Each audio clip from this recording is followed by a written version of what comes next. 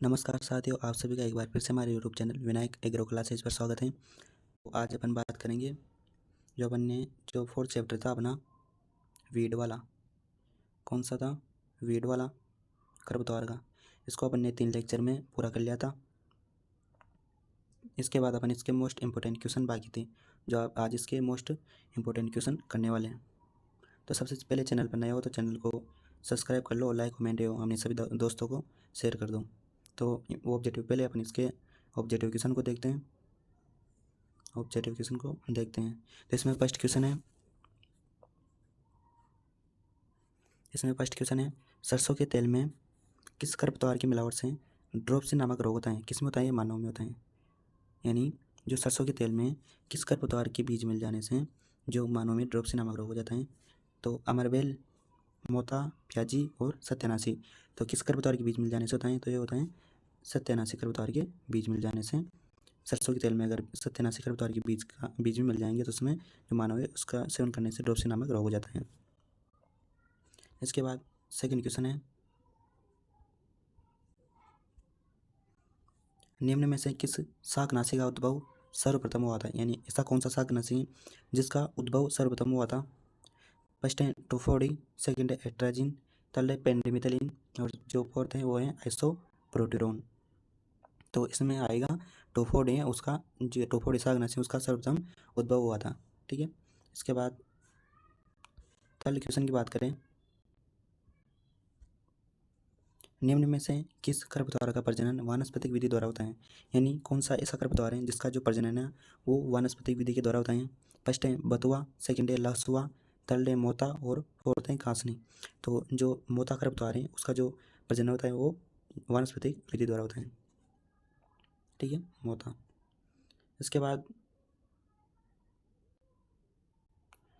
Fourth की अपन बात करें, फोर्थ क्वेश्चन है, निम्न में से कौन सा जैव अभिकर्ता गाजर घास के नियंत्रण हेतु काम में आता है? यानी कौन सा जैव अभिकर्ता है जो गाजर घास के नियंत्रण हेतु काम में आता है? फर्स्ट है जाइगोग्रामा बाइक्लोरेटा, सेकंड है चिटियाना ब्रूसी, थर्ड है एगासिलस हाइग्रोफाइला और फोर्थ है सभी। तो जो गाजर घास के लिए कौन सा जैव अभिकर्ता काम में आता है? तो आता है जाइगोग्रामा बाइक्लोरेटा। कौन सा आता है? जाइगोग्रामा बाइक्लोरेटा।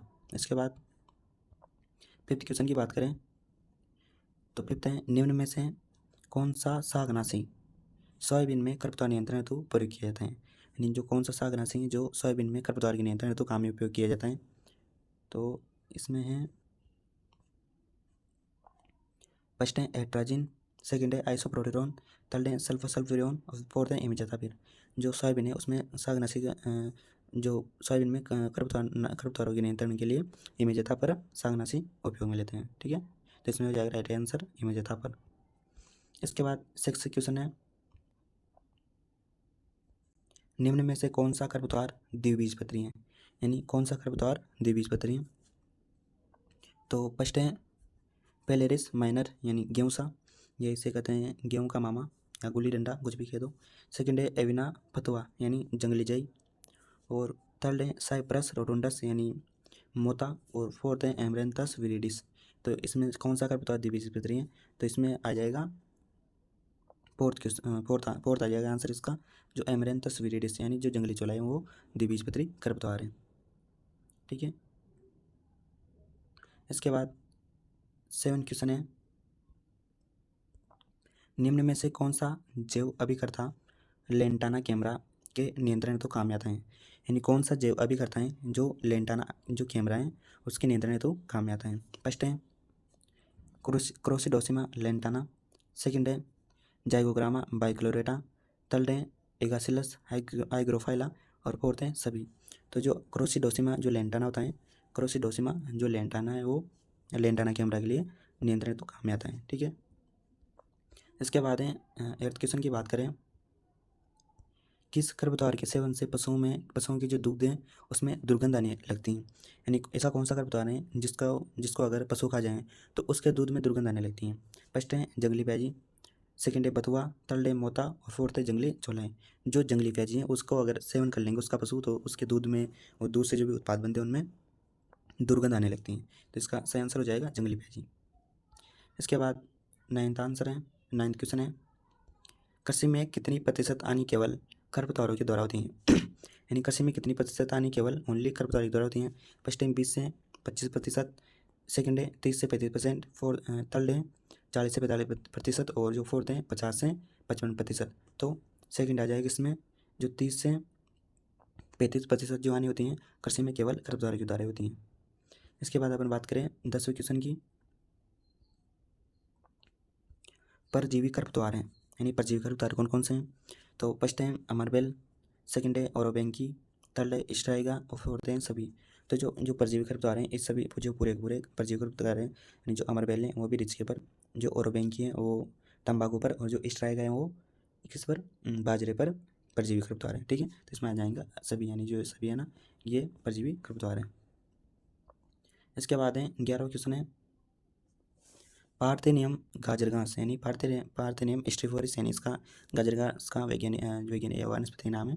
इसके संपर्क में आने से मनुष्य में कौन सा रोग होता है। यानी अगर आप जो गाजर घास के संपर्क में आ जाओ, गाजर घास के पौधे के संपर्क में आ जाओगे तो इससे मनुष्य में कौन सा रोग होता है। फर्स्ट है एलर्जी, सेकेंड है चर्म रोग, थर्ड है एक्जिमा दमा, और फोर्थ है सभी। तो जो एलर्जी और चर्म रोग और एक्जिमा और दमा, इसमें सभी रोग हो जाते हैं। ठीक है, अगर आप गाजर घास के संपर्क में आओगे तो। इसके बाद बात करेंगे अपन वन लाइन क्वेश्चन की बात करते हैं। ठीक है, तो पहले देखते हैं कि जो मोता होता है उसका प्रजनन वनस्पतिक भाग ट्यूबर्स के द्वारा होती है। जो मोता होता है उसका जो प्रजनन होता है वो वनस्पतिक भाग ट्यूबर्स के द्वारा होता है। इसके बाद है सेकंड, गेहूँ सा जंगली चौलाई के पौधे 60 से 70 दिन में बीज उत्पादन करके अपना जीवन चक्र पूरा कर लेते हैं। यानी जो गेहूँ सा है और जो जंगली चौलाई हैं उसके पौधे 60 से 70 दिन में बीज उत्पादन करके अपना जीवन चक्र पूरा कर लेते हैं। इसके बाद थर्ड है, गेहूँ की फसल में गेहूँ सा या गुल्ली डंडा बोलो या फिर गेहूँ का मामा बोलो, एक ही नाम है।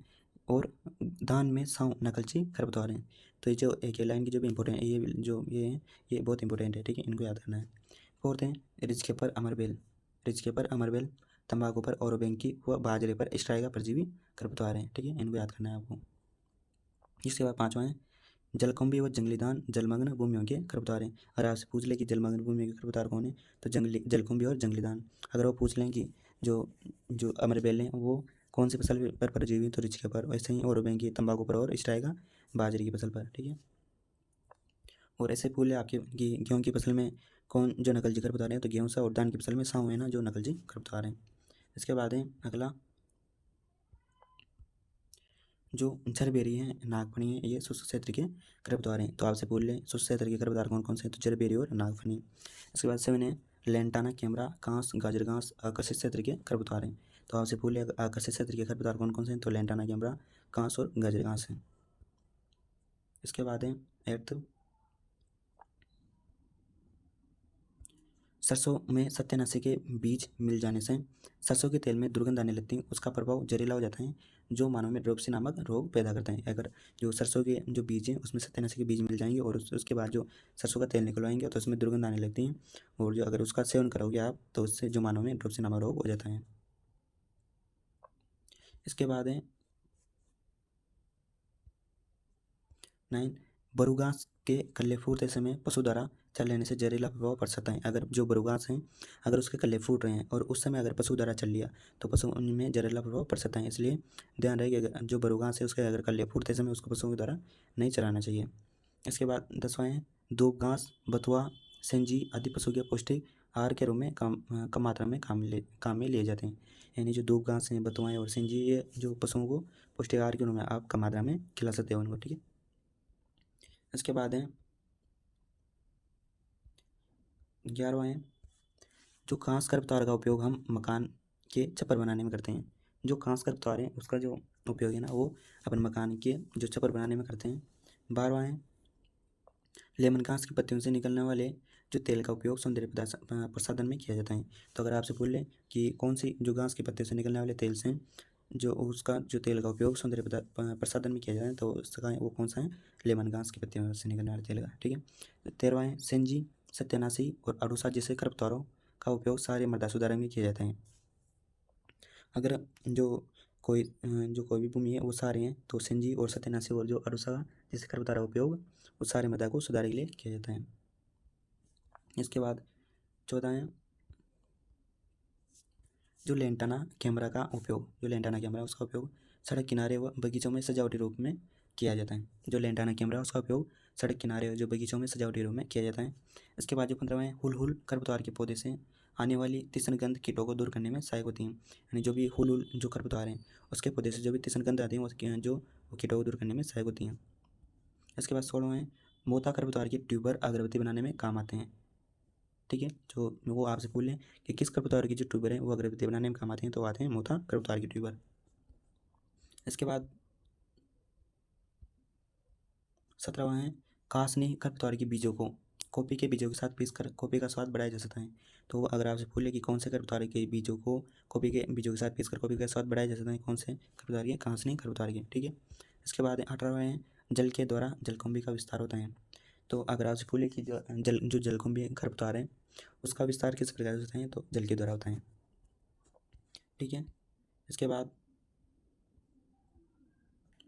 19वां है अमरबेल का गुणन उसके तार जैसे तने के टूटे हुए टुकड़े से हो जाता है, जबकि गाजर घास का पुष्पकलिकाओं से नए पौधे का प्रजनन होता है। यानी जो अमरबेल है वो जो परजीवी खरपतवार है अमरबेल एक, ठीक है, उसका तार जैसे जो तने के टूटे तने जो जहाँ भी टूट कर गिर जाते हैं वहाँ से उसका नए पौधे का जन्म हो जाता है, जबकि जो गाजर घास है उसका पुष्पकलिकाओं से होता है। इसके बाद 20वां है रसायनों का प्रयोग द्वितीय विश्व युद्ध 1945 के बाद शुरू हुआ, जबकि जब टोफोडी और एमसीपी अस्तित्व में आए थे। यानी सबसे जो पहले कौन से जो शाकनाशी अस्तित्व में आए थे, तो टोफोडी और एमसीपी अस्तित्व में आए थे। और कब हुआ था जो इनका प्रयोग शुरू द्वितीय विश्व युद्ध 1945 के बाद। ठीक है, इसके बाद अपन बात करेंगे अति लघुरात्मक प्रश्न की बात करेंगे। तो फर्स्ट है सापेक्ष खरपतवार क्या है। तो सापेक्ष खरपतवार वही है कि मतलब ऐसे खरपतवार हैं जिनकी किसान जो खेत में बुआई नहीं करता है और स्वतः उग जाते हैं और जो उपज को कम कर देते हैं। ठीक है, वो सापेक्ष खरपतवार कहलाते हैं। सेकंड है गेहूँ में 5 चौड़े पत्ते वाले खरपतवारों के नाम बताइए। यानी जो गेहूँ है उसमें 5 चौड़े पत्ते वाले खरपतवार कौन कौन से हैं, तो इसमें बथुआ, किसनील, हिरणखुरी और जंगली चोला और लसुआ। ठीक है, इसके बाद है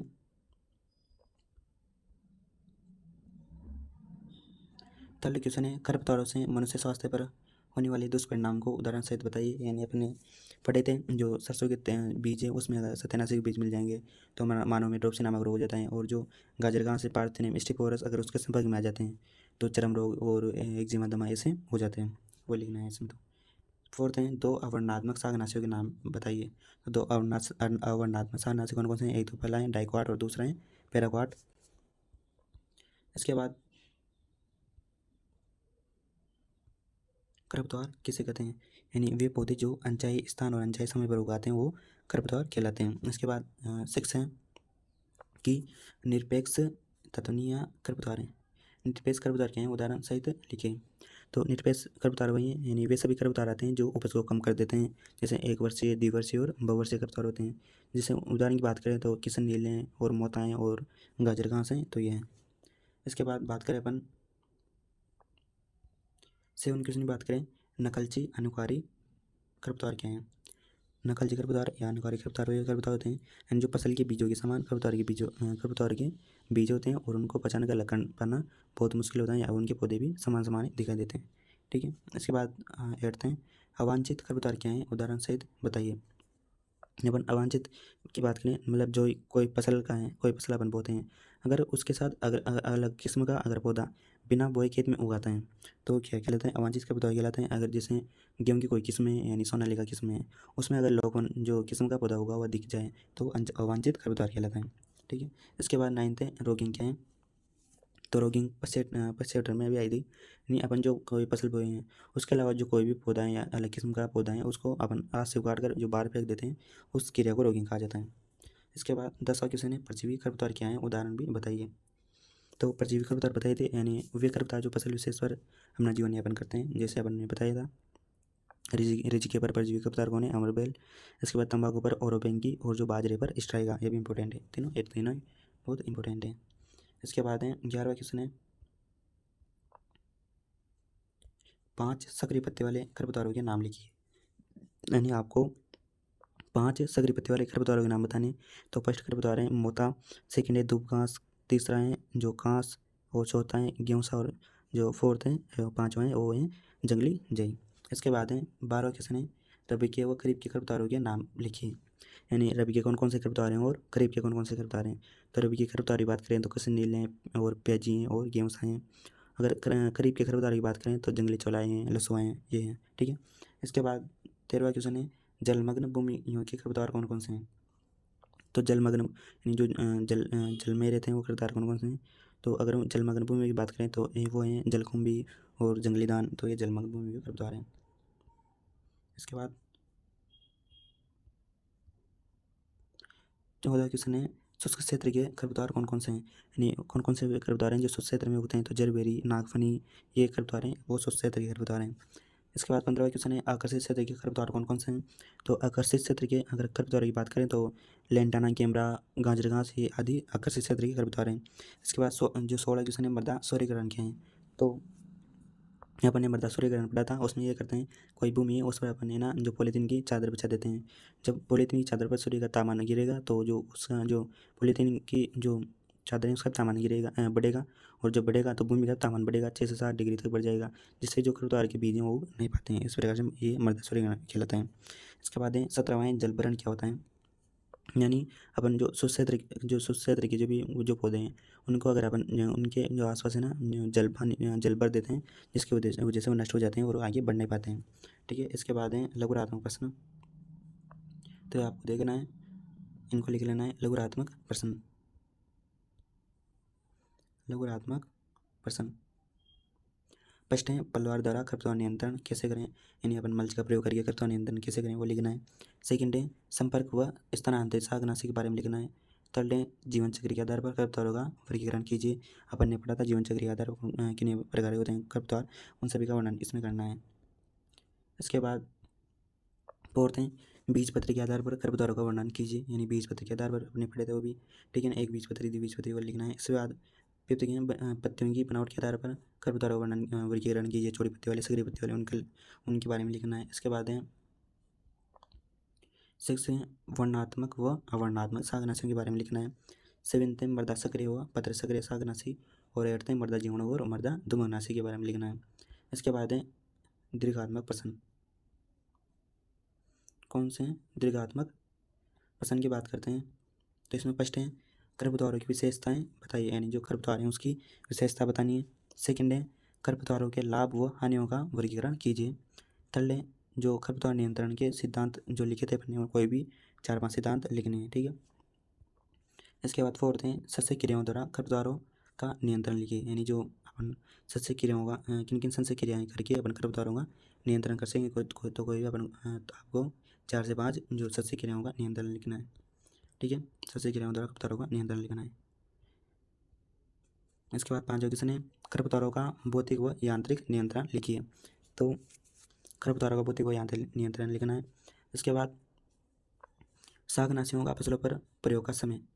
यानी जो अपने प्रयोग का यानी जो शाकनाशियों का फसलों पर किस किस समय वो प्रयोग कर सकते हैं वो लिखना है। ठीक है, तो आपको वो लिखना है। इसके बाद 7वां है रासायनिक विधि से खरपतवार नियंत्रण के लाभ व हानियाँ लिखनी है। यानी अपन रासायनिक विधि से अगर खरपतवार नियंत्रण करते हैं तो उसके क्या क्या लाभ हैं और क्या क्या हानियाँ, उनके बारे में लिखना है। इसके बाद एट्थ हैं खरपतवारों का जैविक नियंत्रण लिखिए। यानी अपन जो खरपतवारों का जैविक रूप से किस प्रकार से नियंत्रण करते रहते हैं। तो अपने ये जो 4 चैप्टर हैं वीड, इसके जो भी मोस्ट क्वेश्चन है ये यहीं समाप्त होते हैं, और इनको ध्यान बढ़िया पढ़ लीजिए। इनसे कुछ भी